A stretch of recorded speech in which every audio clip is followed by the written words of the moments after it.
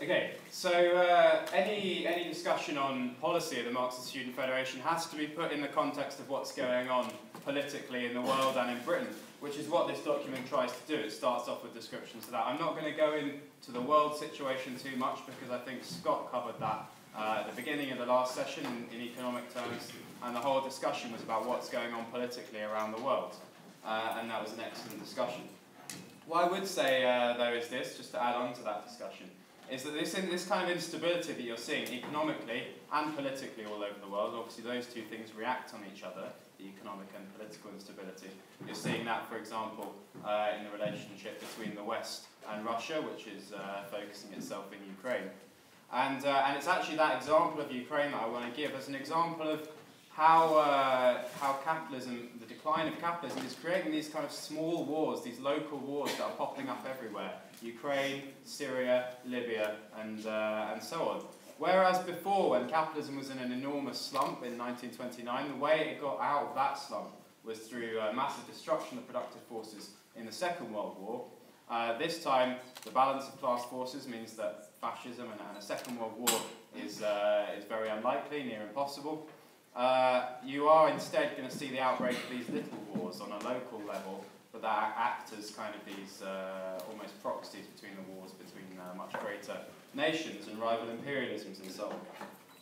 And I think that's an important point to make for a number of reasons, because the adventures of imperialism in these kind of things really is a decline. I mean, you're seeing basically a reflection of the decline of the power of something like US imperialism.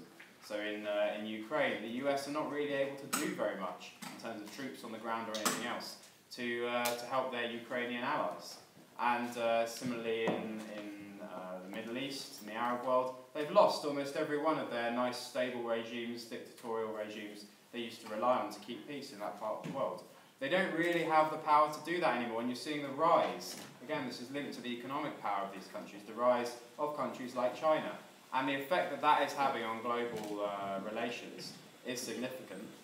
And it's leading basically to what amounts as kind of last-ditch attempts by the Western imperialist powers to intervene in places in the world. Places they used to consider their spheres of influence, and now they don't feel like they have such a strong hold on them anymore with all the turbulence.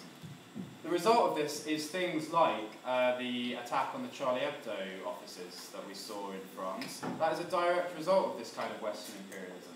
It's that kind of, it's the discrimination, the marginalisation at home of young Muslim people, and I mean of all races as well, like different races and different religions. You're seeing the kind of discrimination, marginalisation, you're seeing the rise of right-wing anti-immigration parties and so on. And that kind of sentiment is the product of imperialism, Western imperialism, French imperialism in this particular instance, their support for the attacks on the bombing of Libya and so on. And there has been an amendment proposed, you'll see in the document, an amendment proposed from the King's Marxist Society, which they basically asked that we have a discussion on this and include it in the perspectives. And so I've kind of put that there. There's a lot you can say on this issue. Because one thing that surrounds the Charlie Hebdo issue is the question of free speech. A lot has been said by, and the bourgeois really have abused this notion of free speech, made this all about a very abstract idea of what free speech is, completely ignoring the fact that under capitalism the very concept of free speech is a farce. When you have the media and everything else in private hands, how can you possibly have genuine freedom of speech when the whole thing is run as an industry for profit? Those kind of issues we can't really deal with. There's not the space or the time either now or in the document. But I'd encourage the comrades to discuss the question of free speech in their meetings, in their society meetings, as part of this whole discussion. But I think the amendment from King's on the Charlie Hebdo stuff is good, and I think it's worth including. On Britain then more specifically, leaving the world situation to one side. And starting with this, the economic question in Britain, we have in Britain a certain amount of economic growth, according to the figures. And this is something the Conservatives like to boast about a lot. They always talk about how we're growing, the rest of Europe is stagnating. But at the same time, this is mixed with extreme caution. And David Cameron and George Osborne consistently point to Europe and say that's a danger that could throw us back into recession, or certainly into it would create, as they put it, strong headwinds for the UK economy. Actually, very recently, George Osborne said that about this situation now developing Greece, that if Greece leaves the Eurozone, then that would have a major impact on Britain's economy. What they're saying, basically, is that although there is a little bit of economic growth on the surface, actually it's incredibly fragile. There's nothing really propping it up of any substance, and that could change on the basis of world events. And as we know, Britain can't isolate itself from world events, and as was discussed in the previous session, things are about to get extremely even more turbulent than they are now on the world scene, and that is going to impact in Britain. So I don't think we can take any economic growth for granted. But in any case, whether there's economic growth or not at the moment, the question we have to be asking is, who is this growth for? Who is benefiting from the growth in Britain at the moment? Because you talk to anyone on the street, anyone in a trade union, any worker, or any student even, any young person, and they'll tell you they're not really benefiting at all from it. In fact, living standards are falling. This is a figure that came out a while ago. Living standards are falling in Britain faster and harder than at any time since the 1870s, since records began. This is the reality in Britain. And actually, only 40% of the cuts that have been planned have been carried out. There's 60% more to come. And those 40%, they were the kind of relatively easier cuts, if you like. According to the coalition spending plans, there's 60% more that needs to be done for the bourgeois to get back to a situation of stability where they're a bit happier and so on. So for ordinary people, there is no recovery. The figures say one thing, and ordinary people feel another. And actually, the recovery has been for the rich, and the rich in Britain have never been richer. The last year's rich list, the new one will be coming out a couple of months' time, I think, for this year. But last year's rich list, I got some figures from it, and it's absolutely disgusting. There are 104 billionaires in Britain, which is more per head than any other G8 country. And the 1,000 wealthiest people in Britain, they have a combined worth of £519 billion. An astronomical figure, you can barely get your heads around it. And that is up 13% on the previous year's figure. So in 1 year, in a period when there's been massive austerity, when everybody's being asked to tighten their belt, they're cutting education, healthcare, everything else, the super rich are 13% richer than they were previously. To be in the top 1,000 wealthiest people in Britain, you need £85 million, a staggering amount. And that is up from the height of the boom, the capitalist boom, the height of which was in 2008, just before the crash. At that time, to get into the top 1,000 wealthiest people in Britain, you needed £80 million. Now, 6 years into the crisis, 6 years of cuts and austerity and suffering for ordinary people, to get into the top 1,000 wealthiest people in Britain, you need £85 million, up 5 million from 6 years ago. The collective wealth of the top 100 people is 3 times what it was 10 years ago. In the last decade, the wealthiest 100 people in Britain have trebled their wealth. And the last point is quite an interesting one. It's about who has this wealth, who and how they've got it, what kind of capitalists. It said the rich list said that before 2008, it was the bankers who had the most money. They came top of the list every time. Since the crisis, it's actually been what the Times described as global commodity plutocrats. So it's people who sell commodities on the global market. But then what it says after this is very interesting. It says these people, they've become fantastically rich, not by creating new wealth, but by exploiting political connections and domestic instability. Not by creating new wealth. So obviously prior to 2008 you had bankers and so on who clearly were not creating new wealth. They were speculating on the stock markets and everything else. And that was how they were making their money. Since then, they have been less able to make money, although as we know the stock market is recovering. And it's actually been the commodity producers, commodity traders and so on. But even they are not making their money by producing more stuff, more wealth, but they're exploiting this global instability, these small wars, as I said, that have been breaking out. This is how they're making their money. And all of that really gives you a picture of the dead end that capitalism is in. There is not the richest people are either people who speculate on stocks, they gamble, they don't create anything new, they speculate, or they exploit instability and all the horrors that the crisis of capitalism is causing throughout the world. Meanwhile, there's a report that was published very recently called Red Line Britain. It's literally just come out. And it has some astounding figures. It's an enormous study. It's published in a book. And it's got some astounding figures. There's 20 million people in poverty in the UK. 20 million. That translates to about 1 in 4 or something. 1 in 3 even of the population. It's a massive number. And this number of people and the proportion as part of the population has doubled in the last 30 years. The poor have gotten much, much poorer in Britain over the last 30 years. 1 in 4 children, this report says, don't get holidays away from home, ever. 1 in 5 live in a home which is cold or damp. 1 in 10 children lack an essential clothing item, like shoes or a jumper or something like this. And 1 in 20 households cannot afford to feed children adequately.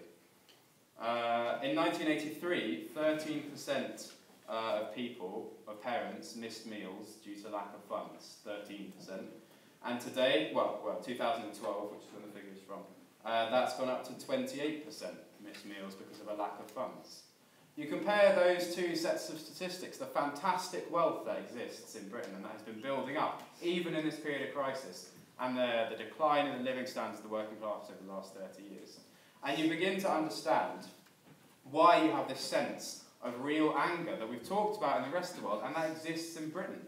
There is all these contradictions under the surface, this contradiction between the wealth and the austerity, the poverty and so on, is going to create a lot of anger. That kind of contradiction is completely unsustainable.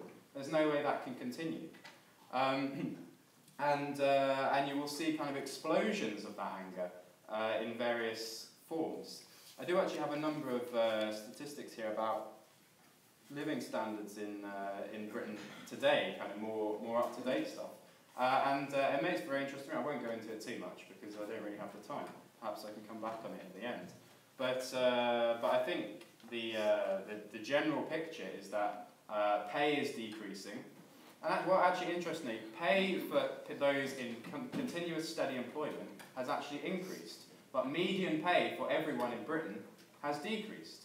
So, I mean, what does that mean? How do you square those two figures? What it means is fewer and fewer people are in continuous steady employment. See more and more people in casual work, 0-hours contracts, short-term work, basically.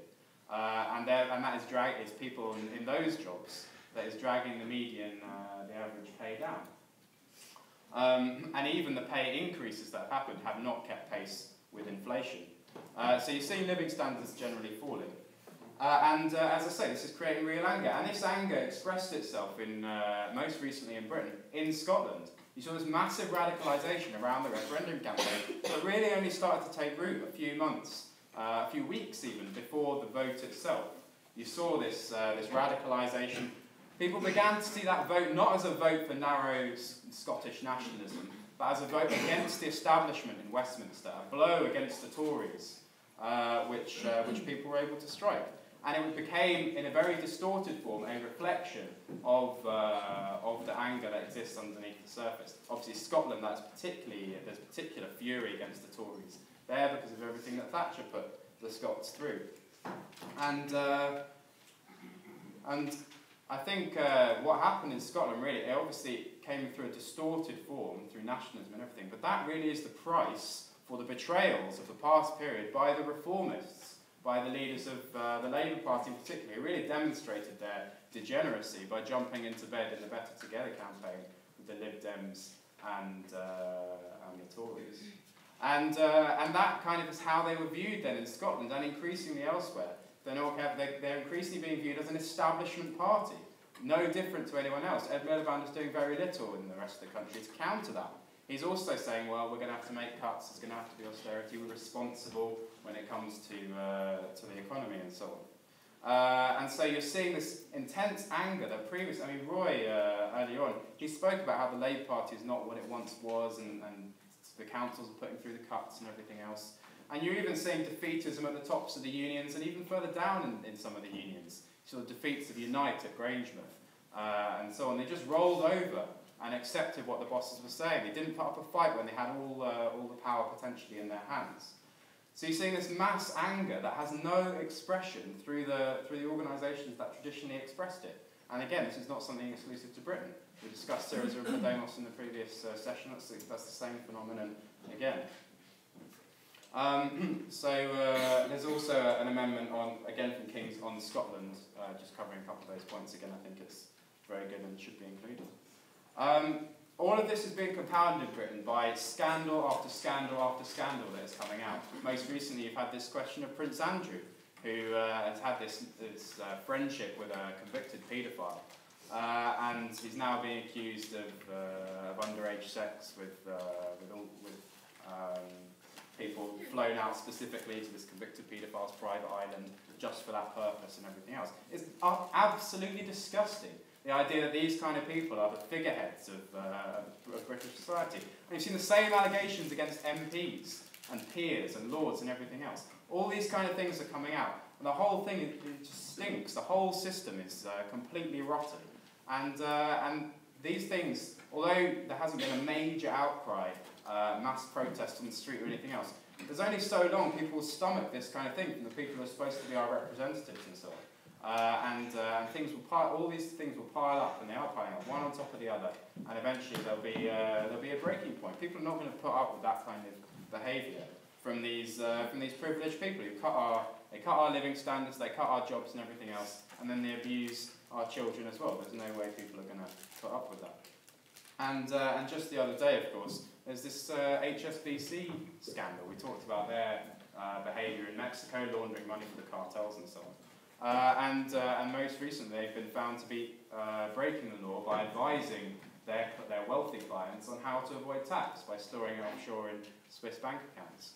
And many of these people are donors to the Tory party. And actually, the guy in charge of HSBC at the time, the chief executive, when this was going on, was made a Conservative peer and given a ministerial job in the government. The idea that until 2013, he had that job. The idea that the Tories didn't know this was going on, that they don't know exactly what HSBC and all the other banks are doing, is obviously laughable. They're all in it together, if you like, but all at the top. You know, it's reminiscent of David Cameron's ridiculous slogan, "We're all in it together," when it comes to austerity. Well, they are all in it together up at the top. They all know what's going on. They all give each other jobs. MPs retire and then go and take a job on the board of a bank. Bank executives retire and they go and take a job in the government, get a seat in the House of Lords. The whole thing is completely rotten. Corruption is not something that just goes on in Mexico or Pakistan, as we heard about, but it's something that's right here in Britain. And everybody can see it. It's in plain view. As the economic system goes into crisis, you'll begin to see these cracks appearing in the ruling class, and you see these revelations and so on. People won't take it. They won't put up with it. And all of this is having the biggest impact on young people. They're the ones being radicalised because it's us who have to inherit this world. This is the world we're growing up in. This is what is being left to us. And people are not going to put up with that. Why should we put up with that? We've done nothing to do. This isn't our fault, this mess. We're going to have a worse standard of living than that of our parents. We're going to have to work for longer with worse healthcare. Our kids are going to go to worse schools. We're going to get paid less. Why should we put up with that? And this, you're seeing this kind of radicalising effect. People are fed up with it. Young people in particular. Again, I've got a load of statistics specifically that affect young people. I definitely don't have time to go into them. But I'll just give you this one quote, which is from the Financial Times at the end of last year. They were talking, as they like to do, about the green shoots of recovery and things were looking a little bit better and putting on that kind of optimistic tone. This was at the end of 2014 and basically they flip-flop between that and saying, oh, everything's terrible and everything's going to go badly wrong. But in this particular article, that was the line they were taking. They were saying, in Britain, the outlook is brightening, they said. They're talking, of course, about for the ruling class, the bourgeois, for their outlook was brightening at the end of 2014. The outlook's brightening, but we're very much only at the dawn of better times. But, they say, if you are young, the night is still very dark indeed. So even by looking at the most rose-tinted way, the most optimistic way at the situation, they still accept that for young people the situation is absolutely dire. Pay, conditions, living standards, housing, all these kind of issues, which we can go into in the discussion, I'm sure comrades know more about it. But it's this radicalisation, really, that is our job, then, to tap into as the Marxist Student Federation. That is where that has to be the starting point for any discussion on our policy. How are we going to reach these people? How are we going to talk to them about what's going on, about why it's happening, and about what the solutions are?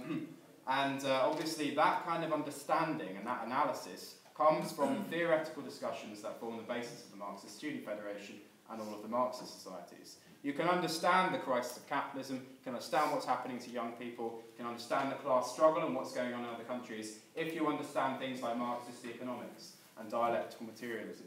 These are the ideas that explain these things, and that is what will allow us to explain to other people what the way forward is and what the correct policies are. So that has to remain always, I think, when we're talking about policy, the tasks of the Marxist Student Federation, that has to remain the foundation.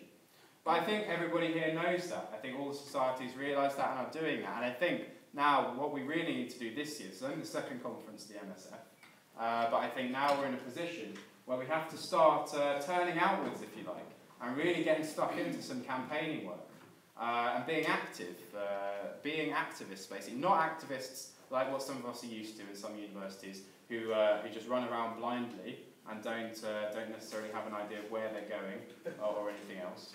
But we need to be activists guided by theory who are capable of intervening in the movement as it develops.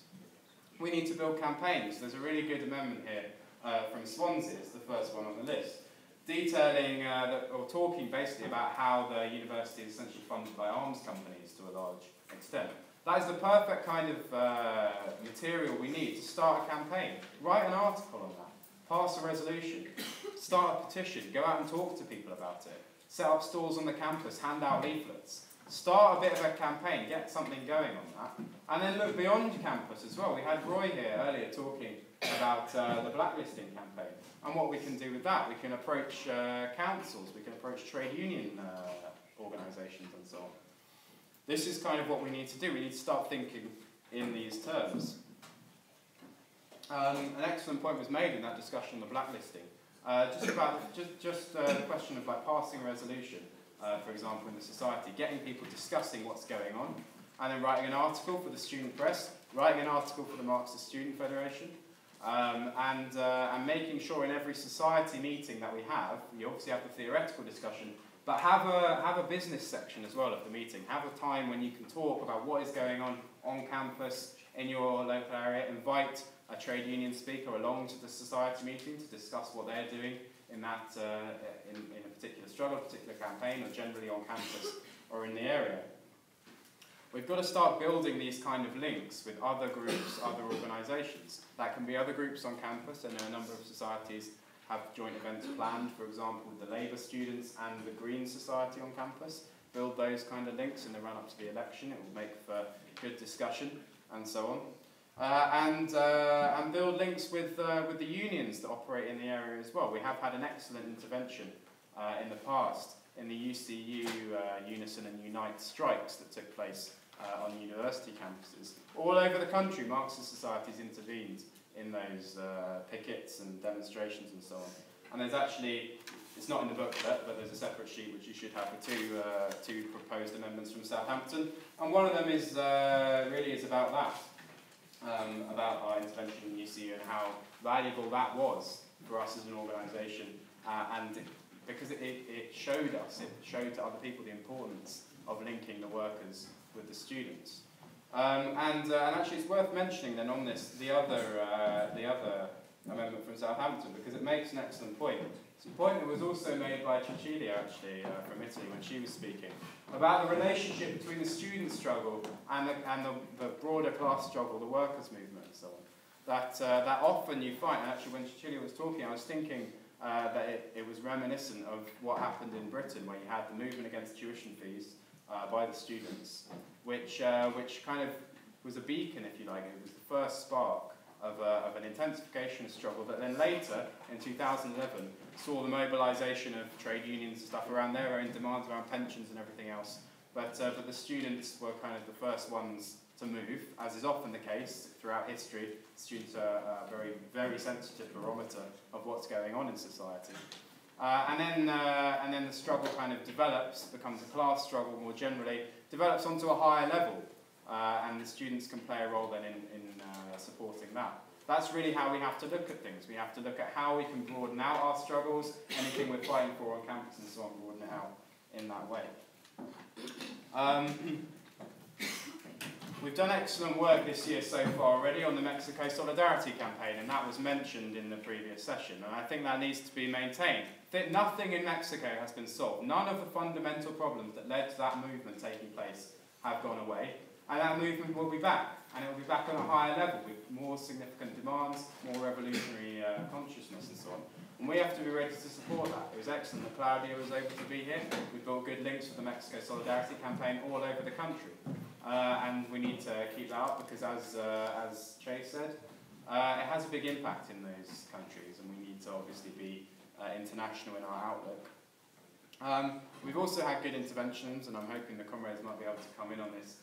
In the demonstrations that took place for the Black Lives Matter, the Ferguson demos that happened in London, again an international question, and we sent some people along to that. They were called at short notice, these demos, and we were still able to get people along. It's really important that you keep your ear to the ground in your local areas and on your campuses. So think about we'll find out what's going on basically. What can we do? Can we produce a leaflet, make a banner? For those demos, the comrades, they just wrote on a bit of cardboard, like a really good slogan that got it was well received by everybody, because it was a short notice slapdash thing. But that's the kind of innovation kind of initiative we need at a local level. If we're going to tap into the anger that exists, because all of these things, I mean, all of the discussion that came in the previous session, and Scott pointed this out in his summing up, was that the smallest thing, seemingly fairly insignificant thing, in this period, where there's massive anger with no obvious way of expressing it, the smallest thing can be the spark that lights a whole movement. So we have to be there, we have to be conscious of what is going on, understand the issues, what's going on campus, what's going on locally, because any of those things, that Black Lives Matter stuff, any of these scandals involving politicians and lords and so on, any of these things could be the spark for a big movement. So we have to be there straight away, as quickly as possible, intervening in the demonstrations, moving resolutions, handing out leaflets, petitions and so on. And yeah, actually, I know I'm jumping about a bit, but on the question of linking up with workers, okay, I'll finish in a moment. On the question of linking up with workers, we had an excellent intervention as a Marxist Student Federation in the trade union demonstration, the big TUC demo back in October. We had a good number of people, about the same number as in this room, on that demo, marching under our banner and so on. As part of that TUC demo. That's the kind of thing we need to do. The comrades in Scotland did a similar thing with the TUC demo that was done in Scotland around the same time. We need to be looking out for those kind of things we can intervene in and make a big effort to mobilise as a national organisation to get down to those sorts of things. And of course the NUS is a significant thing for us as well, the National Union of Students. We have to keep an eye on developments there. Clearly the leadership is very, very poor in the NUS. They don't really offer very much at all. But by running election campaigns for NUS delegates on the campuses, even if we don't get elected, it still gives us a platform for our ideas. And then if it does, we can use that position of NUS delegate, which doesn't involve very much. It involves going to the conference for 3 days, and that's it. It's not a big commitment or anything. But it gives us a bit of a voice. We can use that to write articles for the student press, for example, sign it off, NUS delegate, and this kind of thing. So all these kind of things we should look at doing as we get bigger, as we get stronger, because this is how we're gonna connect with these radicalised layers, these radicalised young people, students, but also young workers, and bring them together, link the student struggle with the workers' struggle, and in that way we'll be able to be very effective, basically, in our campaigning work and in spreading the ideas of Marxism. What I would say is this, that this kind of development, which I think is needed in the MSF, will require kind of more in touch, more cohesive, more flexible leadership, if you like. So we have the steering committee, as you know, of the Marxist Student Federation, made up of one member of each society. But what I think, what I'm proposing for today is that, and what the steering committee is proposing, they met last night to discuss this, what the steering committee is proposing is an executive committee for the Marxist Student Federation. Their names are listed in the pamphlet. We'll come on to that later, Stella will come on to that later. But basically the idea is that this kind of committee can give a bit more of a kick to some of these campaigning ideas, give a bit more cohesiveness and a bit more direction to the organisation as a whole, because if we're serious about becoming a campaigning organisation capable of tapping into the anger of young people and so on, then that's what we need. I would really like to hear your ideas for what we can do nationally as an organisation to campaign on various different issues and how we can link those struggles, turn outwards, link them up across the country, internationally, and obviously with the labour movement. So I'll leave it there. Looking forward to hearing the discussion.